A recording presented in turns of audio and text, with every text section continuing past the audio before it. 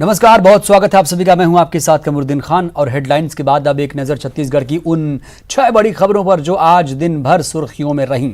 BJP की राह पर कांग्रेस है। जी हां, कांग्रेस में निगम मंडलों के साथ संसदीय सचिवों की नियुक्ति को लेकर अब बीजेपी ने कांग्रेस पर हमला बोल दिया। वहीं रायगढ़ में अपराधियों ने दिन दहाड़े कैश वैन से लाखों की लूट कर ली, तो राजधानी में पीएसओ के कोरोना संक्रमित मिलने के बाद सांसद सुनील सोनी परिवार समेत होम क्वारंटीन हो गए।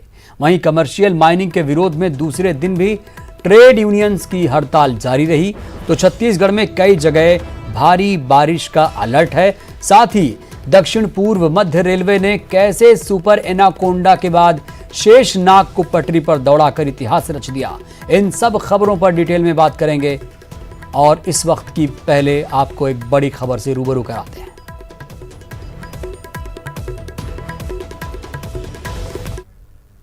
तो रायपुर से एक बड़ी खबर आ रही, जहां पर रविवार से प्रदेश में बसें दौड़ने लगेंगी। बस संचालकों ने, बस मालिकों ने बसें चलाने का फैसला ले लिया है।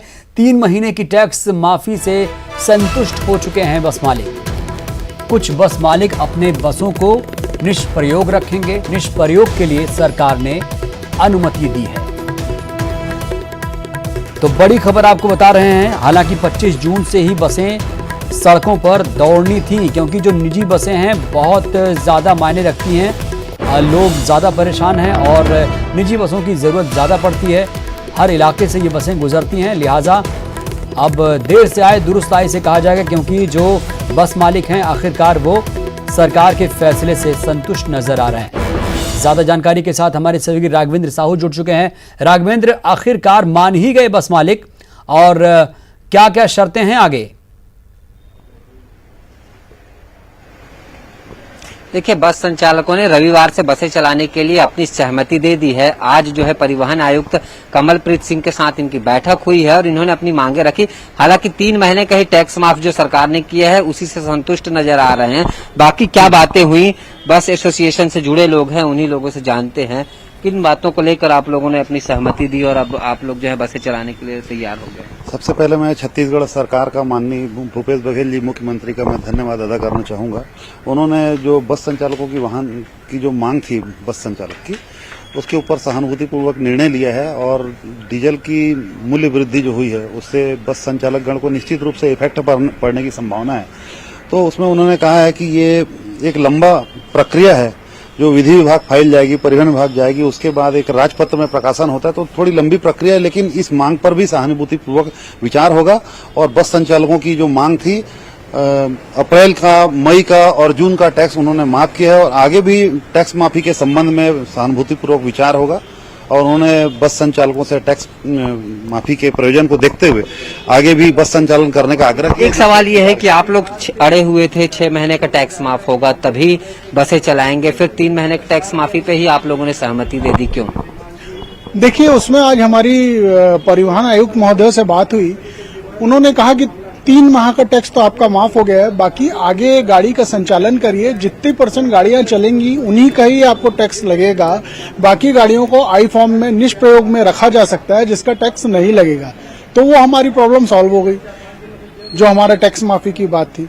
दूसरी हमारी एक जो बड़ी मांग थी छत्तीसगढ़ शासन से कि हमारा यात्री किराया बढ़ाया जाए, तो उसके लिए भी उन्होंने आश्वासन दिया कि वो प्रोसेस में, उसमें टाइम लगता है।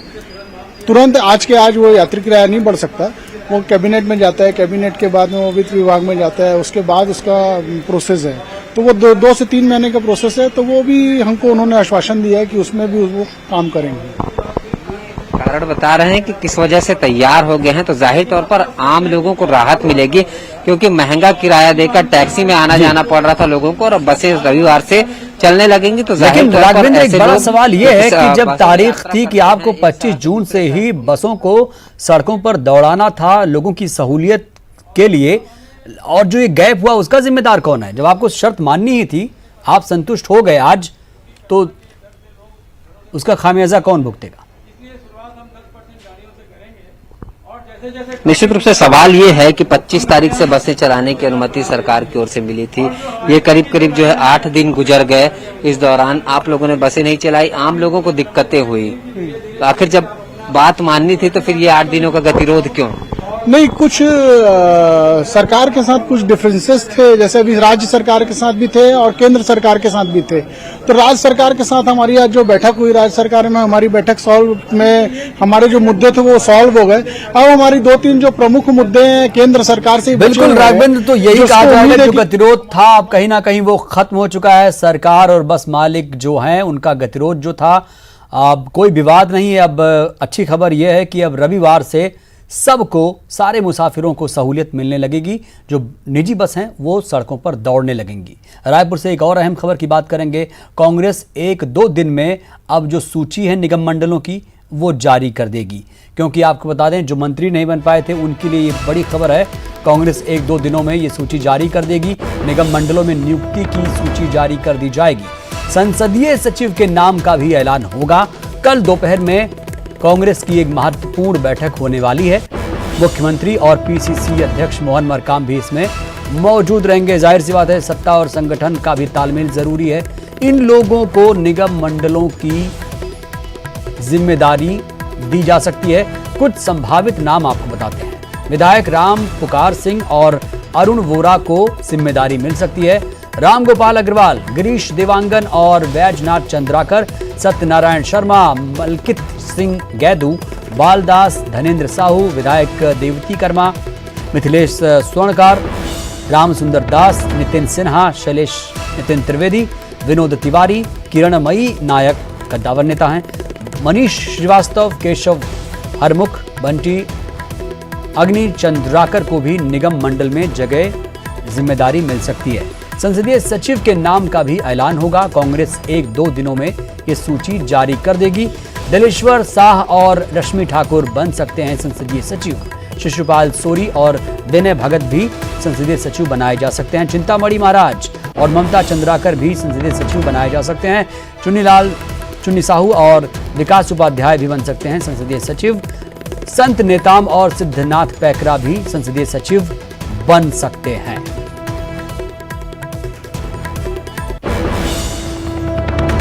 तो छत्तीसगढ़ में निगम मंडलों की नियुक्ति को लेकर सूची बन चुकी है। अब इसे हाईकमान को भेजा जाएगा और यह भी कहा जा रहा है कि 1-2 दिन में नाम का ऐलान हो जाएगा। निगम मंडलों की नियुक्ति के बीच बीजेपी की तरह कांग्रेस भी संसदीय सचिव बना रही है।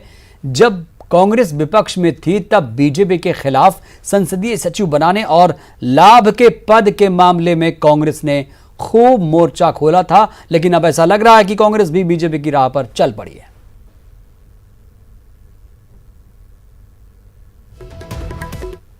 जो कदम भारतीय जनता पार्टी के सरकार ने जो भी काम किए थे, जिसके लिए हाई कोर्ट गए थे, सुप्रीम कोर्ट गए थे, जिसका विरोध किए थे, जिसको उन्होंने असंवैधानिक बताया था, संसदीय सचिव के लिए कितनी लंबी लड़ाई लड़ी, आज उनको इतने दिन में 18 दिन में ही इनको समझ में आ गया है कि भारतीय जनता पार्टी की सरकार ने जो कदम उठाए थे वो संवैधानिक था, वो ठीक था। वो अब वो संसदीय सचिव की भर्ती की प्रक्रिया तुरंत वो लागू करने वाले हैं। ये सारे अपने निर्णय से पलट रहे हैं। एक भी ऐसा निर्णय नहीं है जो भारतीय जनता पार्टी की सरकार ने किया हो, ये सरकार नहीं कर रही हो, उसका पूरा फॉलो करने का काम ही कर रहे हैं। बस विधानसभाओं में संसदीय सचिव जैसी कोई बात थी तो माननीय उच्च न्यायालय ने जिन शर्तों के साथ संसदीय सचिव के मामले में फैसला दिया है तो उसके भी नियुक्तियों के संदर्भ में विस्तृत चर्चा हुई है। बहुत सारे नामों में चर्चा हुई है। संगठनात्मक बिंदु को लेकर के भी चर्चा हुई है। आयोग, प्राधिकरण, मंडल और निगमों में गठन को लेकर के भी चर्चा हुई है। और तो और संसदीय सचिवों के लिए भी कुछ नामों में चर्चा हुई है।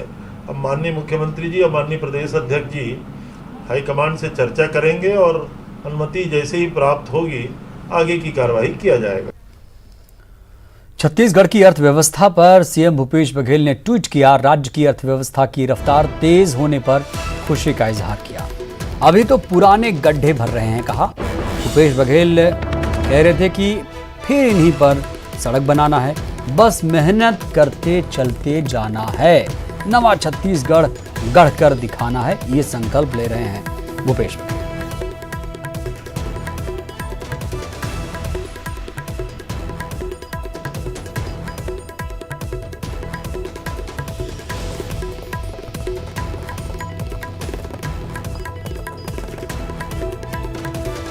तो अभी गड्ढे भरे जा रहे हैं और फिर उस पर सड़क बनाना है। कह रहे हैं कि धीरे धीरे काम होगा और सही काम होगा, दुरुस्त काम होगा, मजबूत काम होगा।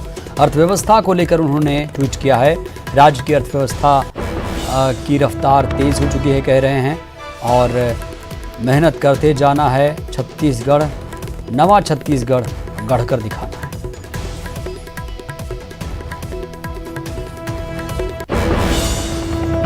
खबर रायगढ़ से, जहां सरेआम बाइक सवार 2 बदमाशों ने लूट की वारदात को अंजाम दिया। किरोड़ीमल नगर में कैश वैन के वाहन चालक और गार्ड को गोली मारकर 13 लाख की लूट कर फरार हो गए बदमाश। इस दौरान लुटेरों की चलाई गोलियों से कैश वैन के ड्राइवर की मौत हो गई, जबकि गार्ड जख्मी हो गया। पुलिस सीसीटीवी फुटेज के आधार पर फरार बदमाशों की तलाश कर रही है, लेकिन अभी तक तलाश खत्म नहीं हुई। ये दोपहर का वाकया है, उसके बावजूद भी पुलिस कह रही है कि नाकेबंदी कर दी गई है, लेकिन अभी तक सीसीटीवी में जो बदमाश दिख रहे हैं उनकी कोई शिनाख्त नहीं हो पाई है। पुलिस सिर्फ लकीर ही पीट रही है। दावा किया जा रहा है जल्दी गिरफ्तार हो जाएंगे बदमाश। कहना है कि अचानक वो आए, फायरिंग किए, पहले ड्राइवर के ऊपर, फिर गार्ड के ऊपर। गार्ड इधर बगल वाले सैलून में भागा, उसके ऊपर फायरिंग किए। पीछे से पैसे निकाल के इधर दोनों तरफ से बंदूक दिखाते हुए ये चिरई पानी रोड जो है, जहाँ चौक से चिरई पानी तरफ जो रोड जाता है खरसिया नेशनल हाईवे को पकड़ने के लिए, उस रोड की तरफ वो मुड़ गए। बीच में 2 बाइक सवार आए हैं और दोनों बाइक सवार मास्क लगाए हुए थे, चेहरे को ढके हुए थे। उसमें से 2 लोग अंदर 2 गोली चला के अंदर के लोगों को डराए हैं और बाहर के जो गनमैन था और जो ड्राइवर था जो उसको गोली मारे हैं, जिसमें से जो वाहन चालक है उसको घटनास्थल पर उसकी मृत्यु हो गई है। दूसरा एक व्यक्ति जो हॉस्पिटलाइज किया गया है, जो घायल है। और जो कंपनी के लोगों के कहे अनुसार इसमें तकरीबन उस बैग में 13 लाख रुपए के आसपास था, जिसको दोनों जो लुटेरे हैं वो अंबिकापुर मेडिकल कॉलेज में एक बार फिर सुर्खियां बटोर रहा है। यहां दवाइयों की जगह जादू टोने से इलाज करवाने का मामला सामने आया। जी हां, यहां कैंपस के अंदर ही मरे हुए इंसान को जादू टोना से जिंदा करने का नाटक काफी देर तक चलता रहा, लेकिन उसको समझाने वाला कोई वहां नजर नहीं आया। दरअसल एक युवक की सांप काटने से मौत हो गई थी, लेकिन मौत के बावजूद अस्पताल परिसर में झाड़ फूंक के जरिए उसको जिंदा करने की कोशिश की गई। ये बताया कि कल रात में खाना वाना खा के अपने अपने कमरे में सभी सोने चले गए। ये रात करीब 1:30 बजे उठा और अपने पिताजी को बताया कि मेरे को सांप काट दिया है। तो उसके पिताजी आए, देखे सांप को भी देखे, लड़का भी खुद देखा सांप को और भगाए और तुरंत प्राइवेट वाहन करके राजपुर अस्पताल लेकर आए थे। वहाँ इलाज करने के बाद में अंबिकापुर अस्पताल रेफर कर दिए। यहाँ पर लाके भर्ती करके इलाज करा रहे थे, तब तक इनकी मृत्यु हो गई। ये इनके परिजन बताए कि अभी एक वैद्य आएगा, वो जिंदा करेगा, बॉडी को हम लोग यहाँ नहीं छोड़ेंगे, पीएम नहीं कराएंगे, हम लोग लेके जाएंगे। कोरबा में एक स्कूटी में सांप घुस गया। दरअसल एक महिला स्कूटी बनवाने गई थी। वाहन के अंदर कुछ होने की जानकारी होने पर सबके होश उड़ गए। पता नहीं महिला सांप को कब से सैर करा रही थी। कड़ी मशक्कत के बाद हालांकि सांप को स्कूटी से बाहर निकाला गया। और ये पहला वाकया नहीं है इस तरह का जब सांपों ने स्कूटी या मोटरसाइकिल को अपना घर समझा हो। इससे पहले भी ऐसी घटनाएं कई बार सामने आ चुकी हैं और ये खबर कोरबा से।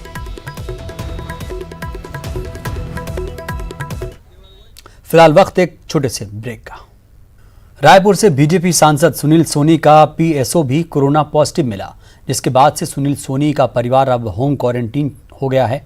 इसके बाद बीजेपी नेताओं में भी हड़कंप मच गया, क्योंकि इस बीच सुनील जिन जिन से अपने पीएसओ के साथ मिले उनके लिए संक्रमण की भी संभावना है।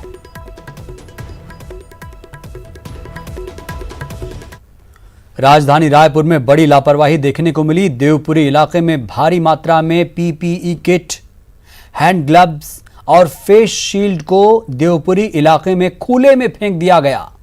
ये सारी चीजें इस्तेमाल करने के बाद खुली जगह पर फेंकी गई थी, जिससे संक्रमण फैलने का खतरा बढ़ जाता है।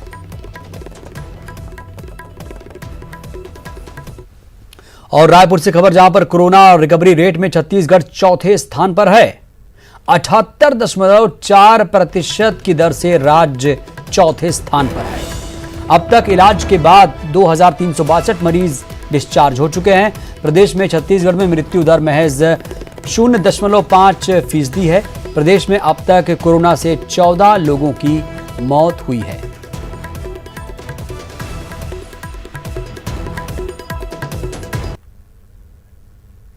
लेकिन राजधानी के हालात खराब हैं। दलदल सिवनी में कोरोना पॉजिटिव मिला। कंटेनमेंट जोन में वाहनों के आवागमन पर प्रतिबंध है। मेडिकल इमरजेंसी में ही बाहर निकलने की इजाजत है। किसी अन्य कारणों से बाहर निकलने पर प्रतिबंध है। राजधानी में लगातार आपको बता दें कोरोना के नए केस सामने आ रहे हैं। मेडिकल इमरजेंसी में ही बाहर निकलने की इजाजत है, फिर भी लोग अपने अपने तरीके से घर से बाहर निकल रहे हैं। बीजापुर में नक्सलियों की कायराना करतूत सामने आई। नक्सलियों ने एक घर में सोए एक सहायक आरक्षक की हत्या कर दी।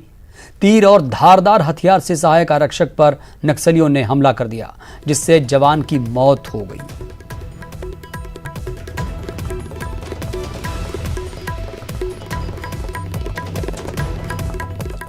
कोंडागांव में आईटीबीपी के जवानों ने एक बार फिर से नक्सलियों के मंसूबों पर पानी फेर दिया। जवानों ने नक्सलियों के द्वारा प्लांट किए गए 3 किलो के आईईडी बॉम्ब को बरामद कर डिफ्यूज कर दिया। मर्दापाल और बयानार के बीच ये आईईडी बॉम्ब लगाया गया था। एक बार फिर से नक्सलियों की साजिश को जवानों ने, सुरक्षा बलों ने नाकाम कर दिया। आईटीबीपी के जवानों ने आईईडी बॉम्ब बरामद किया, उसके बाद उसे डिफ्यूज कर दिया। छत्तीसगढ़ में नक्सलियों के अर्बन नेटवर्क मामले में फरार चल रहे कारोबारी वरुण जैन से कांकेर पुलिस पूछताछ में जुटी है। राजनांदगांव से वरुण जैन को गिरफ्तार किया गया है। वरुण नक्सल प्रभावित इलाके में सड़क निर्माण का काम करता है। इस मामले में कांकेर पुलिस 13 आरोपियों को पहले ही गिरफ्तार कर चुकी है। इसमें वरुण का भाई निशांत जैन भी शामिल है। दोनों भाई 2 साल से नक्सलियों को सामान सप्लाई करते थे। कमर्शियल माइनिंग के खिलाफ देशव्यापी विरोध में कोयला उद्योग में 72 घंटे की हड़ताल दूसरे दिन भी जारी रही। एसईसीएल कोरबा के गेवरा, दीपिका कुसमुंडा, मानिकपुर, ढेलवाडीह, रजगामार कोयला खदान के सामने नारेबाजी कर विरोध प्रदर्शन किया गया। सूरजपुर जिले के एसईसीएल भटगांव और विश्रामपुर के भी लगभग 7,000 से ज्यादा श्रमिक 72 घंटे की हड़ताल पर हैं। हड़ताल से करोड़ों के नुकसान का भी अनुमान है। और रायपुर से खबर, जहां पर गरीब कल्याण रोजगार योजना में छत्तीसगढ़ का नाम नहीं है। जी हां, इस मामले पर एनएसयूआई कल विरोध प्रदर्शन करेगी। केंद्र सरकार के खिलाफ विरोध प्रदर्शन किया जाएगा। बीजेपी के 8 सांसद और रमन सिंह के घर का घेराव करेंगे। 2 बजे वीआईपी रोड से शुरू होगा प्रदर्शन। दक्षिण पूर्व मध्य रेलवे ने रेल पटरी पर पहले एनाकोंडा को दौड़ाया, उसके बाद उसने अब शेषनाग को भी पटरी पर दौड़ाकर नया इतिहास रच दिया। देखिए रिपोर्ट। सुपर एनाकोंडा के बाद शेषनाग,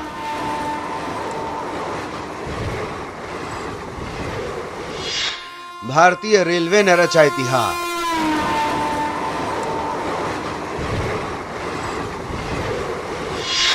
तीन किलोमीटर लंबी मालगाड़ी। सुपर एनाकोंडा के बाद अब शेषनाग। जी हां, भारतीय रेलवे एक के बाद एक इतिहास रच रहा है। दक्षिण पूर्व मध्य रेलवे के बिलासपुर जोन ने इस बार 3 नहीं बल्कि 4 मालगाड़ियों को जोड़कर 3 किलोमीटर लंबी ट्रेन चलाकर नया कीर्तिमान स्थापित किया। बिलासपुर जोन ने 251 वैगन को जोड़कर एक मालगाड़ी बनाई, जिसे नागपुर डिवीजन से कोरबा तक चलाया गया। 3 किलोमीटर लंबी इस मालगाड़ी का नाम शेषनाग दिया गया। इस मालगाड़ी ने 260 किलोमीटर की दूरी 7 घंटे में तय की। शेषनाग ने यह दूरी औसतन 65 किलोमीटर प्रति घंटे की रफ्तार से तय की। ट्रेन में आगे 3 इंजन और इसके बाद 2-2 इंजन समेत कुल 9 इंजन लगाए गए थे। शेषनाग ट्रेन को परम लक्सा से भिलाई तक एक टीम ने चलाया, वहीं भिलाई से कोरबा तक का सफर दूसरी टीम ने तय किया। ये मालगाड़ी जहां जहां से गुजरी, इसे देखने वालों की भीड़ लग गई। काफी देर तक इस मालगाड़ी का आखिरी छोर नजर नहीं आ रहा था। लोग एक बार फिर हैरान हो गए कि रेलवे ने फिर से एक नया इतिहास रच दिया। इसमें रेलवे ने नई टेक्नोलॉजी का प्रयोग किया है। इस टेक्नोलॉजी को लोकोट्रॉल DPSC कहते हैं। इसके जरिए बीच के दोनों इंजन सेंसर के जरिए नियंत्रित होते हैं। सुपर लॉन्ग हॉल की दिशा में दक्षिण पूर्व मध्य रेलवे ने एक और कीर्तिमान स्थापित किया है। 3 लोडेड रेक को एक साथ संयोजित करके एक नया कीर्तिमान स्थापित करने के बाद पुनः दक्षिण पूर्व मध्य रेलवे के नागपुर मंडल द्वारा 4 एमटी रेक को एक साथ संयोजित करके नागपुर डिवीजन से बिलासपुर डिवीजन के मध्य परिचालित किया गया और जिसे कोरबा तक पहुंचाया गया। कुछ दिनों पहले भी बिलासपुर रेलवे जोन ने सुपर एनाकोंडा के नाम से एक मालगाड़ी चलाई थी। ट्रेन को 3 मालगाड़ी से जोड़कर बनाया गया था, जिसमें 174 वैगन जोड़े गए थे। इसमें 15,000 टन से ज्यादा क्लिंकर लोड करके बिलासपुर मंडल से लचकुरा से चक्रधरपुर तक चलाया गया। इस मालगाड़ी की सफलता के बाद ही रेलवे ने अब शेषनाग बनाया है। गौरतलब है कि इस तरह के परिचालन से क्रू मेंबर की बचत के साथ ही रेलवे ट्रैक का सही इस्तेमाल और समय की बचत तीनों एक साथ होगा। ऐसे उपाय से जहां अलग अलग मालगाड़ी के चलाने से जो रेलवे ट्रैक व्यस्त हो जाते हैं उनमें कमी आएगी, साथ ही सामान की कम समय में डिलीवरी भी होगी।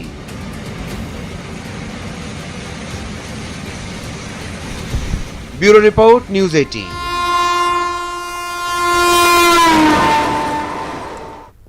इस बुलेटिन में इतना ही, दीजिए इजाजत। नमस्कार।